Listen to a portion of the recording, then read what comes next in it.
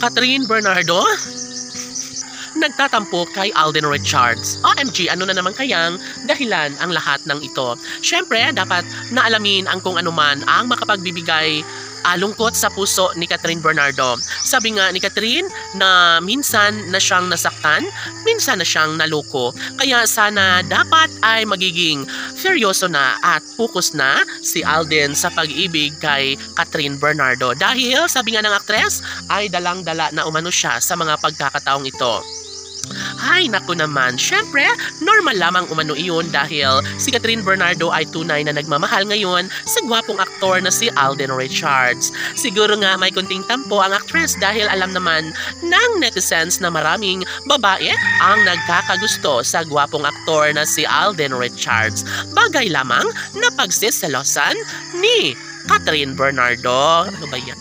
Yes, dapat talaga na hindi na magbabago pa ang tunay na damdamin ni Catherine Bernardo para kay Alden. Isa umano itong magandang simbolo na talagang mahal na mahal ni Catherine Bernardo ang gwapong aktor na si Alden, no?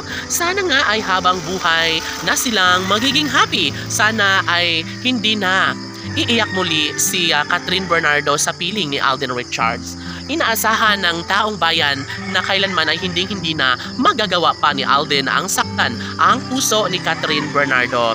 Alam nila na sadyang mayroong magandang kalooban si Alden Richards na handang ipaglaban at ipagpatuloy ang tunay na pag-ibig para sa tunay na kaligayahan sa puso ni Catherine Bernardo. Siyempre, lahat ay kayang ipadama at patunayan ni Alden Richards na sadyang wala siyang masamang intensyon o lolokohin lamang si Catherine Bernardo. Dahil unang-una sa lahat ay mas kailangan ni Catherine Bernardo ng tunay na pag-ibig sa habang panahon. Kasabi nga ni Alden Richards na sadyang ibibigay niya ang 100% na kaligayahan na nararapat lamang sa pagkatao ni Catherine Bernardo. Sasamahan niya ito sa hirap at ginhawa, sasamahan niya ito sa lungkot at saya.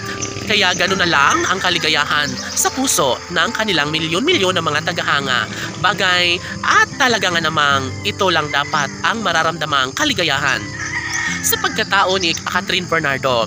At ang kasagutan ng lahat ng ito ay matitikman lamang kay Alden Richards. Yes, 1, 2, 3 taon ang inaasahan ng taong bayan na sadyang makatuluyan din ni Alden Richards si Catherine Bernardo na makasama niyang maglakad sa altar si Catherine at Alden na siyang makapagbibigay kaligayahan hindi lamang sa kanilang mga pamilya maging sa taong bayan. Laban!